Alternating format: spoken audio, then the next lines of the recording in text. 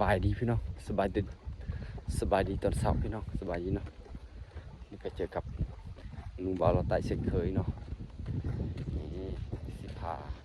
ไปชมบรรยากาศไปกับชมหน้าตาเขาเนาะว่าเฮ็ดเบียร์คู่มือพี่น้องตอนนี้ก็รู้สึกว่าอากาศแบบเย็นเนาะเย็นดีพี่น้องอากาศเย็นว้าจะมีน้ำหมอกตกเนาะพี่น้องแต่บ่ฮู้เป็นหยังวะยามเดือนนี้เนาะเดือน2เนาะเดือน3เนาะจะมีฝนตกเนาะบ่เคยเห็นเนาะพี่น้องฝนตกเนาะนี่ก็ม่วนก็ม่วนไปเนาะเฮ็ดเวียกหลายคนเฮ็ดเวียกเพื่อเงินนี่เสียงนกเสียงกามานอีกแล้วนี่มานอีกแล้ว